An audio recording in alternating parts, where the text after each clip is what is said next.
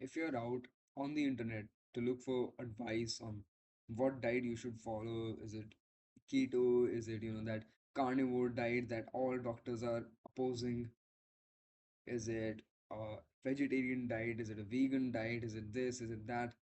What diet you should really go for? If you're on the internet to find that out, I am 100% sure that you will be very, very overwhelmed. Because the problem is,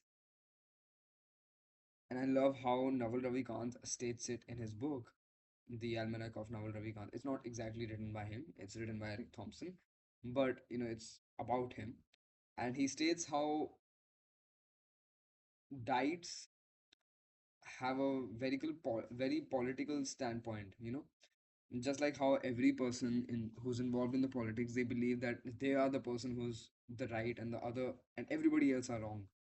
Just like that in the question where when it comes to diet, everybody think that they are right and everybody else are wrong. Every single person. And now imagine on the internet when every single person is thinking that they are right and everybody else are wrong. How difficult will it be to figure out what diet should you really go for yourself? In my opinion, I don't even really know if my opinion matters a lot on this big, vast internet, but if it does, in my opinion, any diet is great if you're avoiding junk food and processed foods and sugar and that comes in processed food. So junk food and processed food, just please avoid that. Eat anything else you want, eat anything healthy. It could be carnivore, it could be this, it could be that, it could be non-veg, it could be veg. Just anything healthier than other than processed and junk food. I swear, man, if you could just get rid of those two things, I mean, they're kind of similar, but if you could just get rid of those two things from your diet, I do feel like that will make 80% of the difference, 90% of the difference. And the last 10-20% of the difference would be made by what you eat instead of all that stuff. I myself, I'm a vegetarian. I eat dairy products and I eat veggies and fruits, not much than that, but I always try to avoid, and I have been avoiding actually since the past about 2 months. I have been trying to avoid as much as I can, the junk food and the processed food. And here's the problem: I have a very, very big appetite. Like, I can eat 5-6 meals in a day if I'm provided with them. And even in the school, whenever I'm in the school, मेरे साथ बहुत बारी होता है. All my friends are so frustrated of me that I eat everybody's food. I try to taste everybody's food. मेरे में बहुत बहुत बड़ी appetite है. That's the only thing. I have a very big appetite. So for me to just go कि नहीं, मैं तो healthy ही खाऊंगा, मैं तो junk food नहीं खाऊंगा, मैं processed food नहीं खाऊंगा. I'm eliminating a lot of stuff, especially if I'm going to school. क्योंकि मेरे बहुत सारे दोस्त कैंटीन जाते हैं, बहुत सारे दोस्त गंद लाते हैं, and I'm I'm eliminating a lot of options by saying that, by doing that. But has it even been worth it? If you ask me, 100% it has been worth it. The best, like the most prominent and visible change that I've seen in my body is that I've gotten rid of those pimples that I used to have.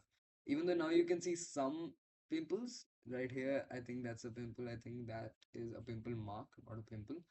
But even though there's some pimples that you can still see on my face now, they have like a very short life. Like, it's almost as if I think I can control how big my pimples would get. If I would see a pimple that's growing a bit, if on that day I eat junk food, if I eat some sugary foods, now the processed or the junk food, I'm not talking about sugary foods in terms of like eating a fruit or something. I'm talking about processed or junk foods. If I eat that kind of stuff on that day, I know for sure that the next day this pimple is going to be bigger. And guess what? The next day it does become bigger. But if I don't eat that kind of stuff and I just do not eat any junk food, any processed food, just like the wholesome fruits and vegetables and dairy products, that's it. Fruits, vegetables, dairy products, of course, grains, atta, roti, and all that stuff. Just homemade stuff, sabziyan ho gayi, fruits तो homemade होते नहीं, but get the point. You get the point. If I just eat all that stuff the next day, usually like 99% of the time, since the past 2 months, I always see the pimple either is it does not grow at all, it stays the exact same size it was yesterday, or it shrinks in size. And it's almost very instant that if I just stay off from junk food and processed food for 3 days now, if there's any pimple on my face, it'll completely disappear in 3 days, in 4 days, completely disappear. And I almost had this kind of like a streak of having pimples on my nose and around this area, like here or in the or on the forehead or on the nose. I would always get pimples in summers, and of course, since the past few years, because now I'm reaching the age of adolescence, and it's only the past 2 months when I had felt like a big change uh, in the pimples that come on my nose and come around this area of forehead. Like I seriously have literally no pimples in that area now, and that's an achievement. That's a very good achievement. I mean, it's not like, of course, a big milestone in life or anything, but it's like a nice achievement that I've had by just eating clean. That's it, just eating clean. And I still have absolutely zero respect for any of my friends who do not eat clean in my school.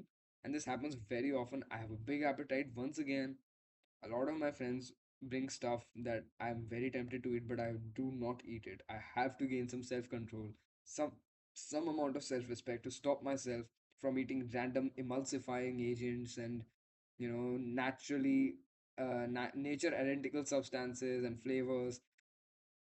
To be honest, it's kind of easy, when you know the damages that it can cause to your body. It's kind of easy, you know, genetically modified corns and stuff. I do not want that in my body, and I have enough self-respect to stop myself from indulging that stuff into that stuff. So basically, the point is, if you're out there on the internet trying to figure out which diet works for you, which diet doesn't, in my opinion, just stop eating junk food and processed foods. And I, and other than that, any diet that you follow, I think that's just going to benefit you almost equally, because just avoiding these two things, junk food, processed food, it makes 80 to 90% of the difference. 80 to 90% of the difference is made by just that.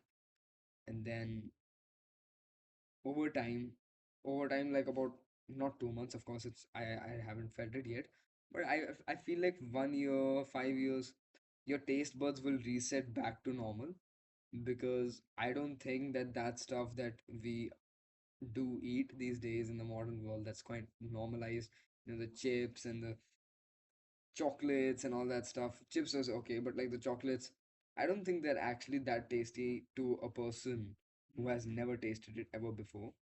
Because, or maybe it is, I'm not sure. But my point of saying is that once you're eating all these wholesome foods for 5 years straight, avoiding junk food, avoiding processed foods, eventually you will gain a taste for the wholesome foods, for the healthy foods, and lose that taste for the processed and the junk food. So after a point, I'm pretty sure this will get very easy for you. And the best thing about, these wholesome and healthy food items is that you don't binge eat them, you don't stress eat them. I mean, I do still love mangoes, so I'll randomly just be walking around in my house and I'll feel like eating a mango and I'll pick a mango out, cut it and eat it. Just like how you would normally eat a chocolate. You're walking around your house, you randomly have an idea of chocolate, you open the fridge and there's a chocolate in front of you, you pick it up and eat it. Just like that. That thing happens with me, but with mangoes and bananas these days. Some wholesome food items, basically. I'm not being specific into mangoes and bananas just because they are my favorite fruits. But any wholesome, any healthy item, that's what really usually happens with me now. And yeah, the best thing is that now I don't have any of those like gastric problems, like gas and acidity and bubbling. I always felt like a bubble, and this is one prominent thing about me. About 2 months ago from now, when I was filling in this big appetite of mine with unhealthy stuff too, I always felt like a bubble. I felt like a walking bubble, even though I'm not even that big or bulky or anything. I just felt like a walking, talking bubble, a balloon, because I was filled with so much of gas and absolute bullshit into my stomach. Now, I don't feel like that anymore. I can certainly say this. I do not feel like that anymore. My body has reset it. I won't say to the perfect self, of course, that's quite almost impossible. But it's so much better. It's so much better. I do not feel like a bubble. I do not feel like a balloon, a bloated balloon walking around. I feel like a normal human being for once, and that feels great, you know. If you would ask me, it's 100% worth it. It's 100% worth it sacrificing 3 seconds, 4 seconds, 10 seconds, even a whole minute of pleasure of eating an ice cream. If I get to not feel like a bubble, if I get to feel healthy and a walking, talking, normal human being, it's 100% worth it. Just get rid of these junk food and processed food. Sorry, just get rid of these junk foods and processed foods from your diet, and you're gonna feel the 88%, 90% of the differences that you would feel from changing your diet into a healthy one. Just do that, and I'm pretty sure you're gonna have much more problems and questions in your mind about diets answered.